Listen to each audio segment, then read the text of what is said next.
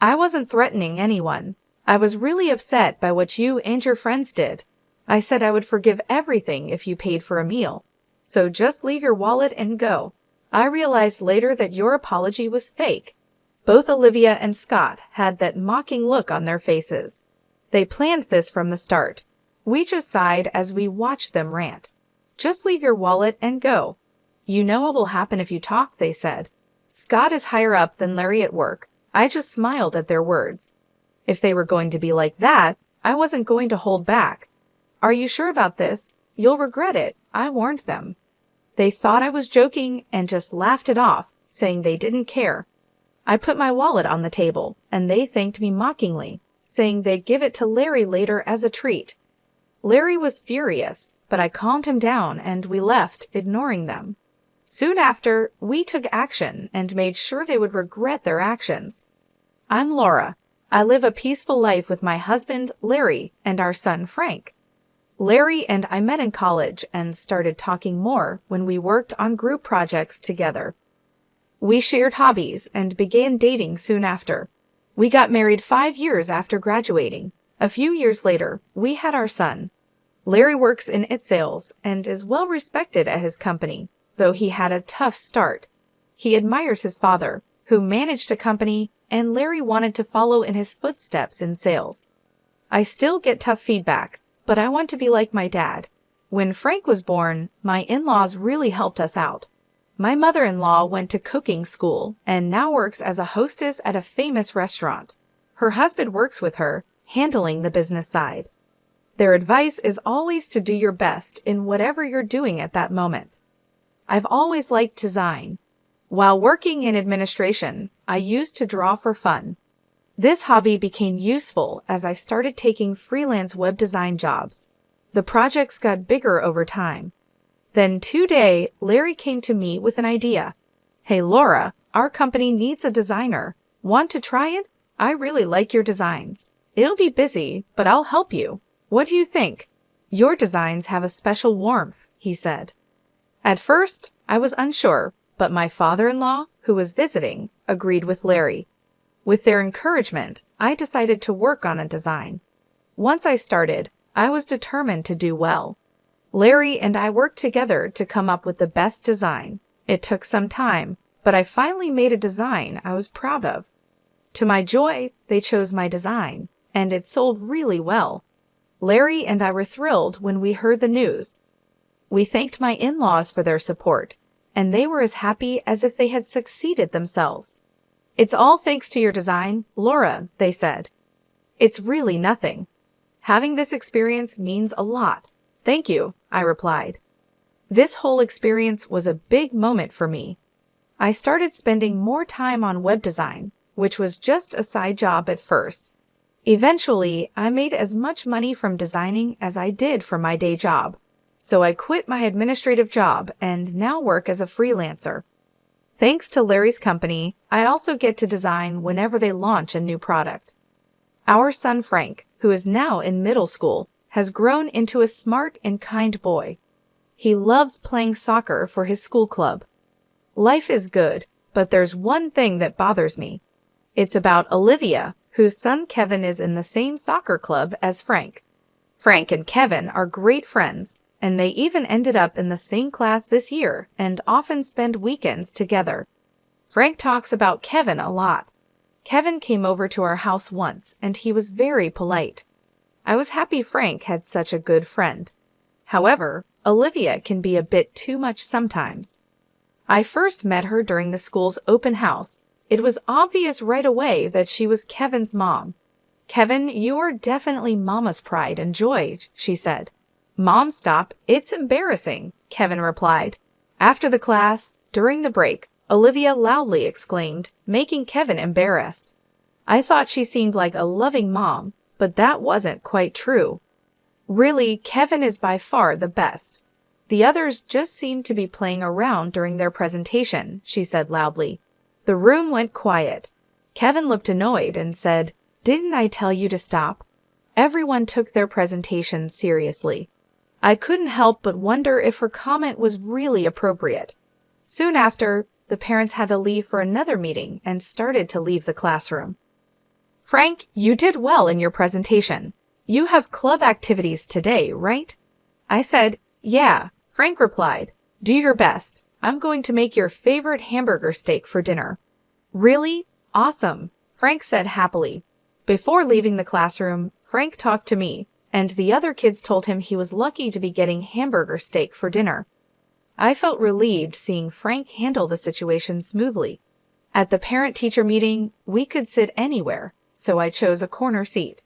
That's when Olivia approached and started talking to me. Aren't you Frank's mother? She asked suddenly.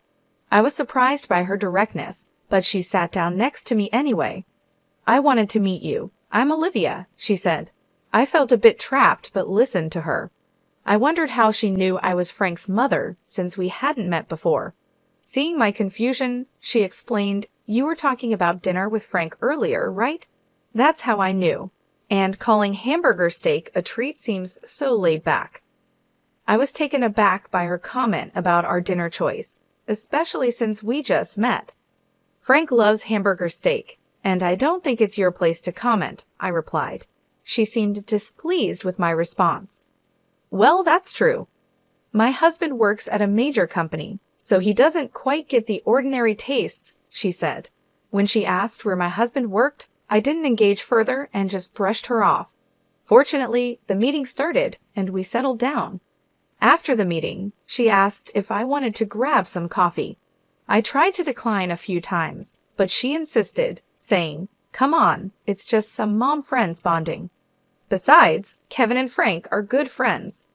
I felt I had little choice and agreed. We exchanged contact information and went for coffee. During coffee, she talked a lot about her wealthy life and her husband.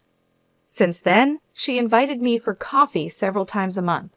Although our kids got along, I wasn't too happy about it but went along. One time when I declined, she hinted, you know, my husband knows a lot of people, even Frank's club coach. It felt like a subtle threat, so I maintained the reluctant friendship with Olivia. What shocked me further was finding out that Olivia's husband worked at the same company as Larry. I nearly spit out my drink in surprise when I found out Olivia's husband worked at the same major company as Larry. She had mentioned it was a major company, but never specified which one. I hadn't thought it would be Larry's company. I learned this when Olivia came to pick up Kevin from our house today. Kevin had been over to play, and I had planned to just meet Olivia at the door, but she came inside since the kids were still there. Isn't your husband working for XYZ Corporation, Laura? She asked. I nearly choked on my tea at her question. Seeing my shocked face, Olivia seemed pleased, and I had a bad feeling about where this was headed. Why? I asked. Because I saw a business card in your room with your husband's name on it and recognized the company name, she explained. Hold on, are you saying you just went into her room? I asked, shocked. No, I didn't mean to. I was just looking for the bathroom and happened to open the wrong door, she replied. I was relieved my sons weren't around to hear this. I had given Olivia directions to the restroom, so I truly thought she was lying, but I had only told her verbally, so I couldn't really push back too hard. Indeed, in Larry's room, he has business cards for work. I designed the business cards for Larry's company, so there are several different types, and he had some displayed under a desk protector. She must have seen those. Stunned and at a loss for words, Olivia approached and said, I really don't like you two. Her previously friendly demeanor had vanished, and her eyes were now sharp and piercing as she glared at me. Do you enjoy taking work away from other people's husbands? She accused. Excuse me? I replied, not understanding her implication. She threw out one last barb. Well, whatever. Just remember, I'm gonna make sure you regret this. I was speechless and later recounted everything to Larry.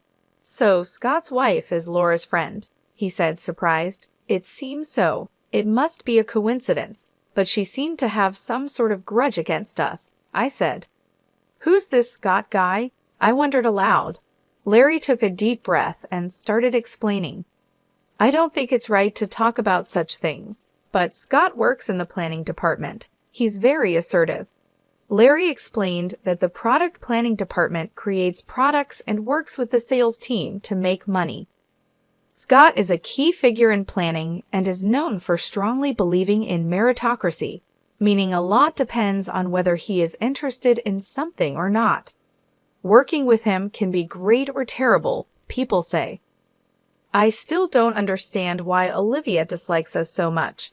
Yeah, I'm not sure either. I don't really know Scott well, I replied, sorry for dragging you into this mess. It's okay, but what about Frank and Kevin? It's not good for the kids to be close if their parents are at odds, I said. Yeah, I'll try to find out more, I promised. A few days later, Olivia called me. I felt anxious but answered. She sounded much more apologetic than before. I'm so sorry about the other day. I was just stressed about my husband's work not going well, she explained. I listened because she sounded sincere. She apologized and suggested that since our husbands work together, we should try to get along. How about we all go out for dinner? She proposed. Considering her past behavior, I was hesitant but thought of our children's friendship and decided to give her the benefit of the doubt. That's fine. Thank you. I'll arrange the place and let you know the details later, she said, sounding pleased as she ended the call. The day came, and we went to the restaurant Olivia had chosen, known for its seafood. However, Olivia and her husband were nowhere to be seen. I tried calling her.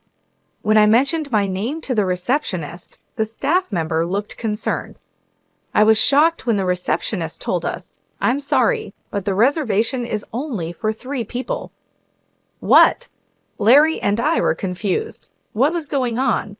I asked the staff member to wait and immediately called Olivia. Hello, Olivia. The restaurant just told me the reservation is for 3 people, I said. She laughed and told us to wait a moment. Soon, Olivia and a man walked in. Larry recognized him. Scott, good to see you, he said. That's when I realized the man was Scott. Olivia and Scott were smiling broadly, which gave me a bad feeling. I'm sorry, I made a mistake with the reservation, Olivia said casually, which annoyed me. Then she said something even more shocking. Well, mistakes happen, but let's not waste the food, right? What are you getting at? I asked. Look, Larry, I'm soon going to be the head of the planning department. You're doing well in sales, but you're still a newbie. If you don't want things to go sour, you might want to listen to what I have to say, Scott said. Are you threatening us? I asked. It's not a threat, Olivia interjected. Laura and you have hurt me deeply. I'm offering you a way to make amends. Just leave your wallet and go. I realized then that the apology was indeed a lie. This was their intention from the start. We saw it as we watched them argue. Look, just leave your wallet and get out. By the way, you do know what will happen if you tell anyone about this, right? Scott's higher up than Larry, after all, Olivia said. At that, I couldn't help but smile. If they're playing it that way, there's no need to hold back anymore. All right, but are you guys sure about this? You're going to regret it, I said. They might have thought I was bluffing because the 3 burst into laughter. Like we care, they said. I took out my wallet and placed it on the table. Seeing that, the 3 sneered at me. We'll give Larry his wallet back later. Thanks for the treat, then, Olivia said. Larry looked furious and clenched his fists, but I calmed him down and we left the room, ignoring the 3. We quickly took action. They were the ones who were going to regret this. Yeah, can't let people who pull stunts like this go unpunished, I thought. Later, a call came in on my phone. Recognizing the number, I answered with a smile. Ah, Laura, looks like we're almost done here, I said. I handed the phone to Larry. After a quick talk, he hung up. Well, shall we go? Seems like things have heated up, Larry said, looking very upset. We went back to the restaurant Olivia had chosen. Once there, we asked a waiter to call the owner. Soon after, the landlady, who was also Larry's mom, hurried out. Thank you for your help. I'm sorry for the trouble, I said. It's fine. People like them need to be taught a lesson, she replied, looking as angry as Larry had been earlier. We were led to a room. As we opened the door slightly, a tense atmosphere was evident. Inside were Olivia, Scott, and some senior officials from Larry's company, including his father-in-law. Why had it come to this? The restaurant Olivia chose happened to be run by Larry's mom. We realized it as soon as Olivia told us to meet there. It was a coincidence, but since we were going there anyway, Larry decided to call his mom. It was revealed that Olivia had only booked for 3. We knew she hadn't made a reservation for 4, but played along anyway. Once we understood Olivia's intentions, we immediately reported it to Larry's mom. Being straightforward people, both Larry's mom and Larry reported it to his dad, which led to the current situation. "Scott, what's going on here?" a man asked Scott. "Well, it's..." Scott was flustered, understandably so. That man was Mr. Bryan from the planning department's top management. Next to him was someone from the sales department's upper echelon. I think my father-in-law might have called them over. He was the former CEO, so it's understandable how he'd react if he found out his family was being treated this way, especially in his wife's restaurant by employees from his time in charge. Actually, my father-in-law used to be the CEO of the company where Larry works. He's now retired and not involved in its management, but he was highly respected during his tenure. Even now, he's still in touch with company folks. After hearing the story from my mother-in-law, he immediately reached out to the company to explain the situation. When the CEO hears that one of his employees is trying to exploit another employee by using their position, he's going to take action. The 3 who didn't know this were surprised by the sudden appearance of the company executives at the restaurant. They seemed unable to grasp the situation. Larry said he wanted me to accept this invitation because my husband often works with Larry, even now. I was shocked by the clear lies coming out of their mouths. They showed no regret, and I wondered if they didn't realize that such obvious lies would eventually be exposed. Just then, to interrupt Scott, Larry entered the room.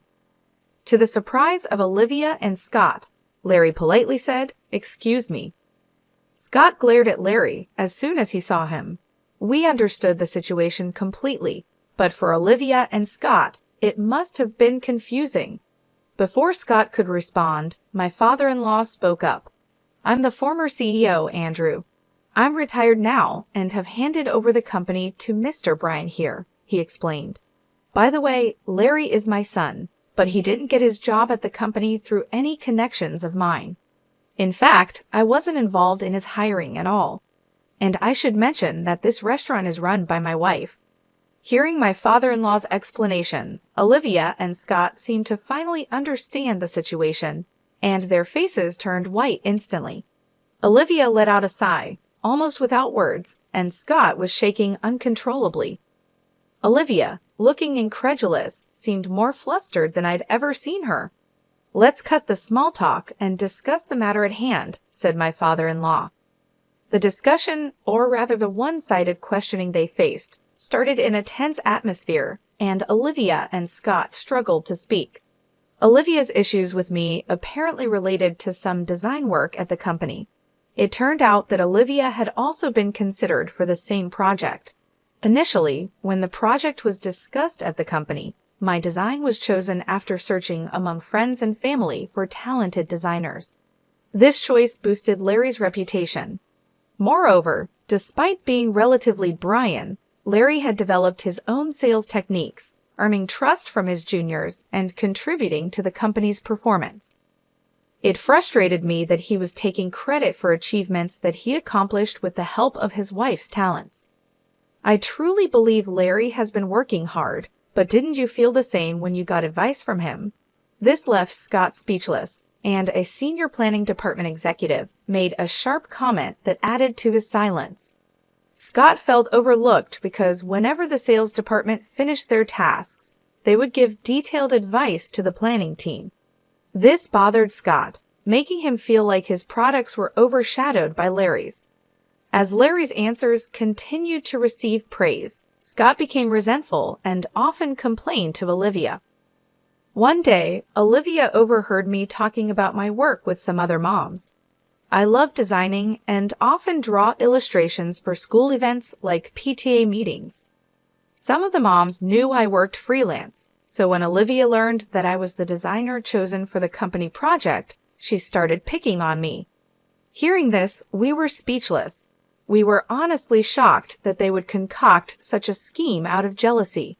Moreover, we learned another disturbing fact. I'm really disappointed in you.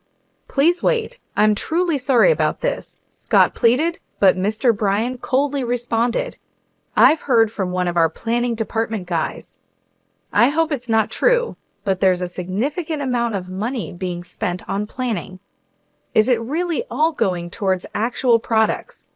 At this, Scott froze and Olivia turned pale. It turned out Scott had been embezzling funds under the guise of planning expenses. This revelation took even us by surprise. It seemed Olivia was also involved in the scheme. How did you get caught? You said it would be a secret, Olivia asked. I don't know, Scott responded, frustrated by Olivia's question. His expression was that of someone who had inadvertently admitted to embezzlement, but it was too late. Mr. Bryan sighed and bowed his head to his father-in-law. I'm really sorry. I never expected something like this to happen in the company that Mr. Andrew trusted me to run. It's my fault for not supervising better.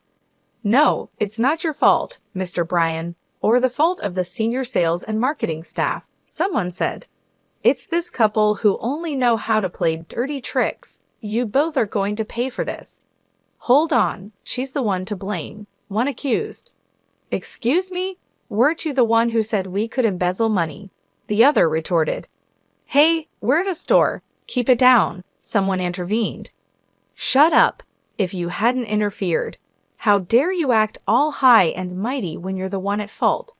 Well, if the husband is like this, so is the wife.